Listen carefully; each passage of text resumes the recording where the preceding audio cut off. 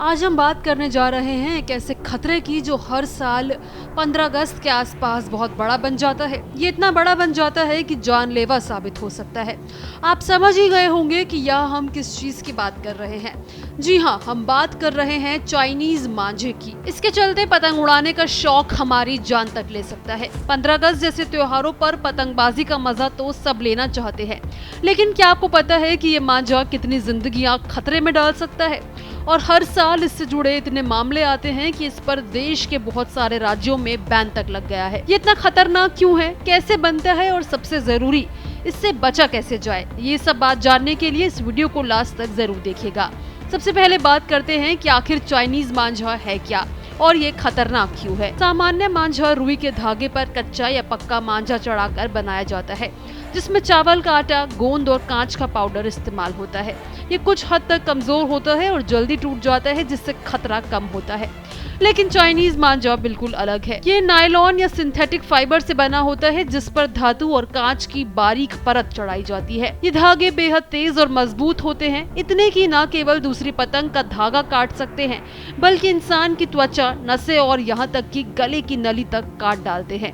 और इससे जुड़े मामले हर साल सामने आते हैं। देखिए, जिस तरह की चीजें इसे बनाने के लिए इस्तेमाल की जाती हैं, उससे आपको अंदाजा लग ही गया होगा कि ये कितना खतरनाक क्यों है। आइए इसको थोड़ा डिटेल में समझते हैं कि इससे और क्या नुकसान हो सकते हैं और होते आए हैं। तो कांच और धातु की कोटिंग इसे ब्लेड जितना धारदार बनाती है। फिर नायलॉन फाइबर आसानी से टूटता नहीं, जिससे ये लंबे समय तक हवा में टंगा रहता है और लोगों या पक्षियों के फंसने का खतरा बढ़ जाता है। बिजली के तारों में फंसने पर यह धागा बिजली प्रवाहित कर सकता है, जिससे झटका लग सकता है। ये प्लास्टिक बेस्ड होता है, जो महीनों तक सड़कों, पेड़ों और नदियों में पड़ा रहता है और पर्यावरण को नुकसान पहुंचाता है। चलिए जानते हैं कि चाइनीज मांझा बनता कैसे है। तो चाइनीज मांझा बनाने की प्रक्रिया बेहद सस्ती लेकिन खतरनाक है। पहले धागे की तैयारी की जाती है। नायलॉन या सिंथेटिक धागा रोल्स में लाया जाता है। फिर होती है कोटिंग। इसमें धातु का पाउडर, कांच का चूरा, गोंद और रंग मिलाकर पेस्ट तैयार किया जाता है। फिर होती है लेपन। धागे को इस पेस्ट में डुबाया जाता है और हाथ से चढ़ाया जाता है। अगला कदम होता है सूखना। धूप में सूखने के बाद ये धागा बेहद मजबूत और धारदार बन जाता है।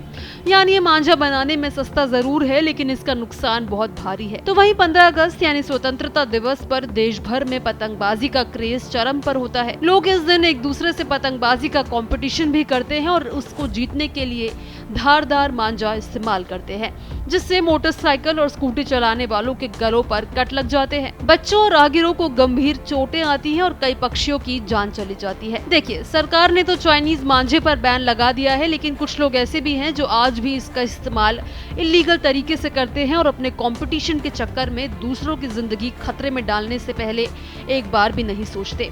ऐसे में ये जरूरी है कि हम इससे खुद को ही बचा कर रखें। पहले तो चाइनीज मांझा का इस्तेमाल करना ही नहीं चाहिए। अगर ये बाजार में दिखे तो तुरंत पुलिस या प्रशासन को सूचना देनी चाहिए। टू व्हीलर पर सेफ्टी गियर पहनना जरूरी है। 15 अगस्त और मकर संक्रांति जैसे दिनों में हेलमेट के साथ गले पर स्कार्फ या कपड़ा जरूर बांधे, ताकि गला उससे सुरक्षित रह सके।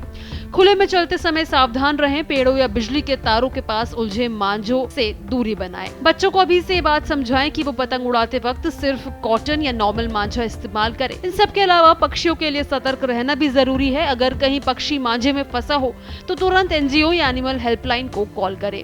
पतंगबाजी मजे के लिए ही है, लेकिन मजे के चक्कर में किसी की जान चली जाए तो ऐसा करना बिल्कुल ठीक नहीं है।